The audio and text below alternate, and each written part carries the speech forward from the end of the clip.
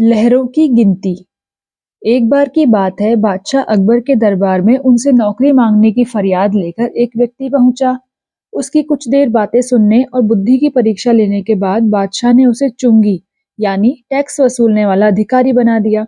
बीरबल भी उस दरबार में मौजूद थे। उन्होंने उसे कुछ देर ध्यान से देखने के बाद कहा कि बादशाह, यह व्यक्ति ज्यादा ही चालाक लग रहा है। यह जल्द ही कुछ न कुछ बेईमानी जरूर करेगा। होते होते कुछ समय गुजरा और तब तक उस व्यक्ति ने टैक्स वसूलने का काम पूरी तरह संभाल लिया था। एक दिन बादशाह अकबर के पास कुछ व्यक्ति उस अधिकारी की शिकायत लेकर आए। शिकायतें मामूली थी, इसलिए उन पर ज्यादा किसी ने ध्यान नहीं दिया।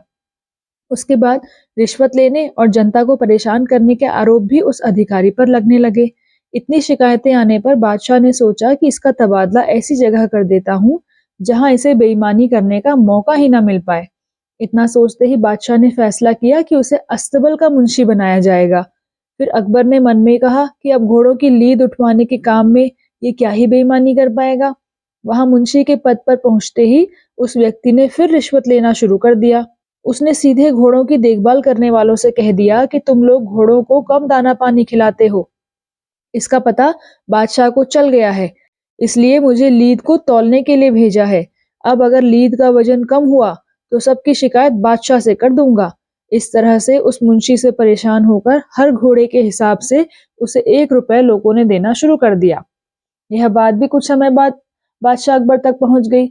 उन्होंने मुंशी को सीधे यमुना की लहरें गिनने का कार्य सौंप दिया। फिर बादशाह के मन में आया कि अब यहाँ तो यह कोई बेईमानी कर ही नहीं पाएगा। कुछ ही दिनों में जैसे ही वो व्यक्ति यमुना किनारे पहुंचा तो वहां भी उसने अपना दिमाग दौड़ा लिया। वो नाव से सवारी करने वालों को रोक रोक कर कहता कि मैं बादशाह के आदेश पर लहरें गिन रहा हूँ। ऐसे में तुम लोग यहाँ से नहीं निकल सकते हो। इसी जगह पर 2-3 दिन तक रुकना होगा। रोज रोज ऐसी बातें सुनकर नाव चलाने वालों ने अपने कार्य को जारी रखने के लिए उसे 10-10 रुपए की रिश्वत देना शुरू कर दिया। अब यमुना किनारे भी वो व्यक्ति खूब बेईमानी कर रहा था। 1-2 महीने में ये बात भी बादशाह तक पहुंच गई। तभी बादशाह अकबर ने एक लिखा हुआ आदेश भिजवाया, नाव को रोको मत, जाने दो। वो व्यक्ति चतुर था, उसने बादशाह के आदेश वाले पत्र को नाव को रोको मत जाने दो कर दिया था। इस थोड़ी हेर फेर के बाद उसने अकबर का आदेश वहां टंगवा दिया।